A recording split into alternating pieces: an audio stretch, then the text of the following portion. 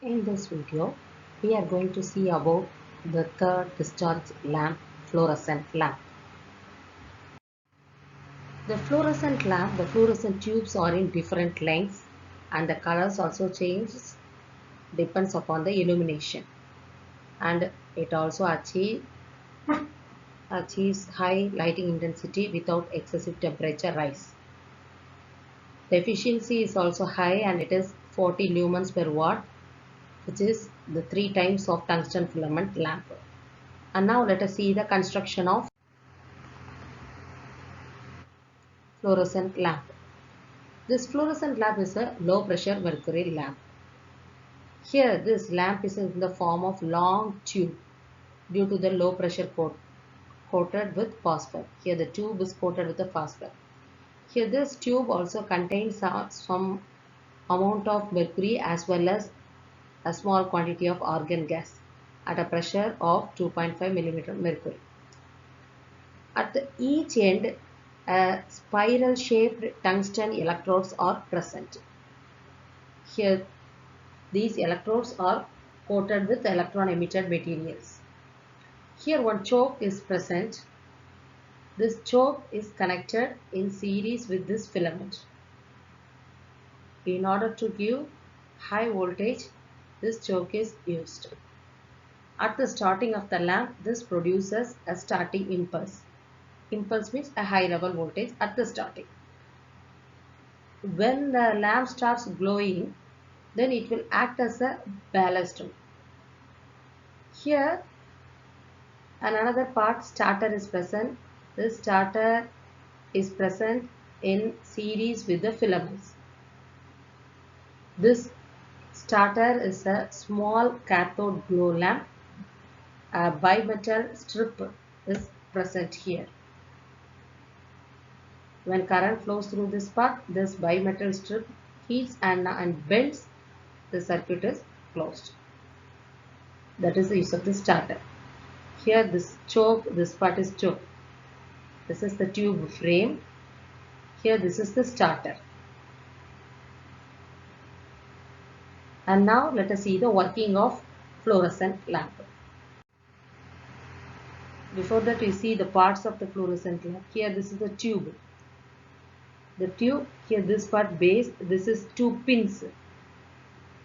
Here coated with mercury, inside this phosphor is also coated, inside this argon gas is present. Inside the tube mercury as well as argon gas is present. And here this is the pin, this pin. Here these are the electrodes, spiral shaped tungsten filament electrodes. Here these are the lead wires. This connects the pins. This is the exhaust tube. Here see this tube, these two pins. These two pins are this. Here electrodes. And now let us see the working of fluorescent lamp. When the switch is off, now the starter is in cold. So the electrodes are open. So no current flows through this circuit. When the starter is open, even the switch is closed. If you have any problem in the starter, the switch is closed, then current flows through this circuit like this. Here it is open, so the lamp won't glow. So when the supply is given, this full voltage applied across the starter.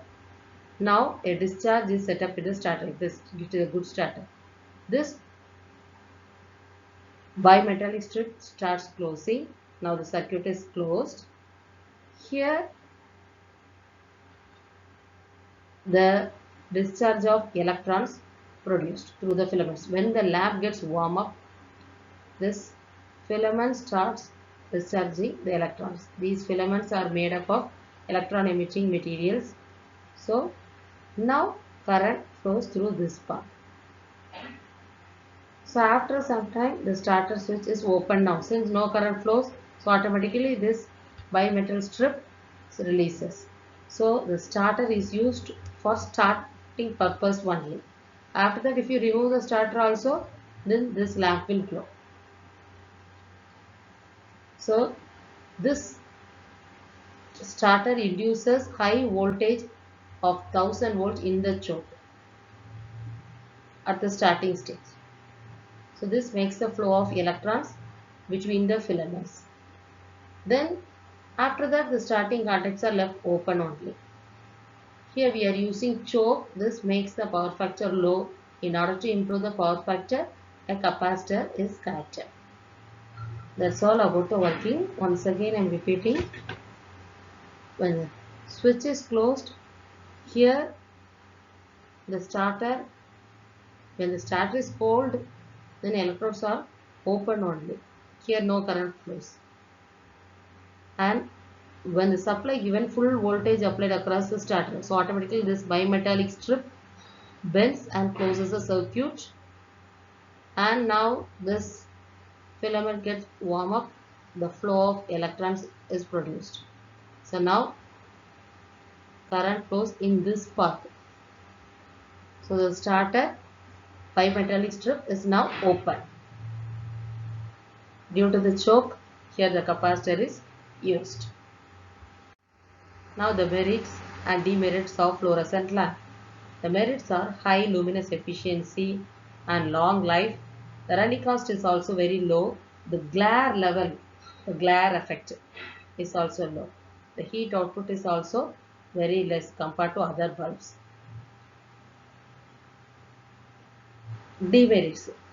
Here stroboscopic effect is present. Stroboscopic effect means here you see the image is not clear, but see here the shadow is clear. So this is with stroboscopic effect. This is without stroboscopic effect.